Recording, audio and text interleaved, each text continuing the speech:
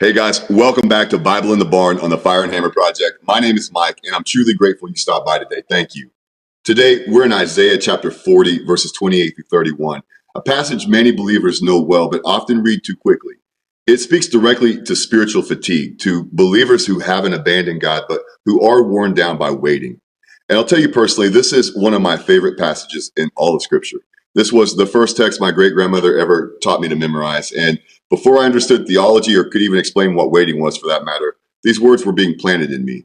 And looking back, I can see clearly how she wasn't just giving me a verse to quote here, but she was giving me a God to trust for the days that I would eventually grow weary myself. And for that, I'm incredibly grateful. With that said, let's just jump in and read this text together. We're in Isaiah chapter 40, verses 28 through 31, where we read, "Have you not known, have you not heard?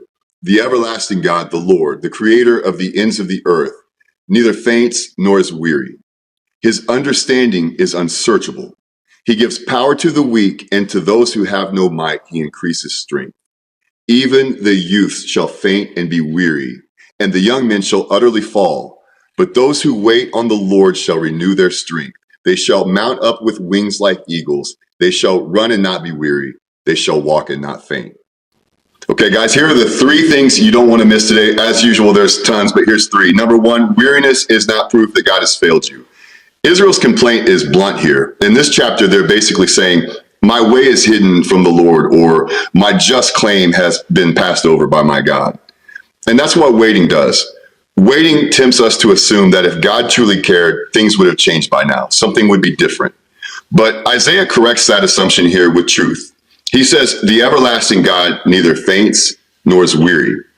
Our weakness does not mean that God has weakened. Our delay does not mean that God is disengaged. And our exhaustion does not mean that God has run out. He is not tired, and he has not overlooked us. The second thing to see here is that God is not only strong, he is wise beyond tracing. Isaiah says here, his understanding is unsearchable. That means God's purposes are deeper than our thoughts, than our sight. What he delays, he comprehends fully. He is never confused, never uncertain, and never guessing. The weary believer is often tired and perplexed, right? We're worn out physically and we're worn down mentally. But Isaiah reminds us, God is neither. He is strong and he is wise. And that means even when our season feels incoherent, it is not chaotic in his hands. And number three, God gives strength in stages because waiting has seasons. Isaiah doesn't just promise strength in general here. He describes what it looks like over time. He says, they shall mount up, they shall run, and they shall walk. That progression is not a ladder of spiritual achievement. It's a picture of 3 seasons of endurance. Sometimes God lifts us up, mount up with wings like eagles, because we need perspective again. We've been pressed down so long that our soul needs height and altitude.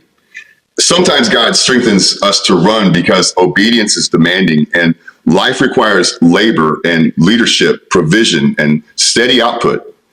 And most often, God gives us grace to walk. Not dramatic, not fast, just faithful. One more step, one more day without fainting. And that's why this passage is for the weary. Because God doesn't only strengthen his people for spiritual highs. He strengthens us for the long road. As Charles Spurgeon once said, the Lord does not give his people strength to fly and then leave them to faint when they must walk. Waiting has seasons, and God supplies strength for every single one of them. All right, there are your 3 things not to miss here, and here's your one big insight for today. God does not promise strength by removing the weight. He promises strength that can carry it. That's what renewal means here.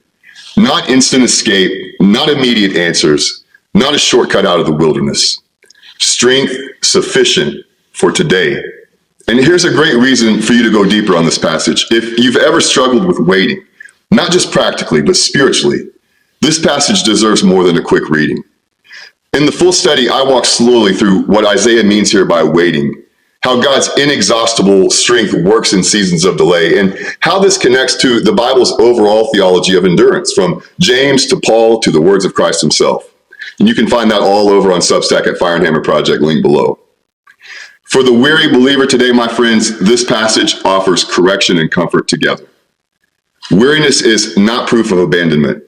Often it is the very place where God intends to meet his people most clearly. not by immediate escape, but by strength sufficient for today. The everlasting God does not run out, and he gives strength to those who bind themselves to him in trust.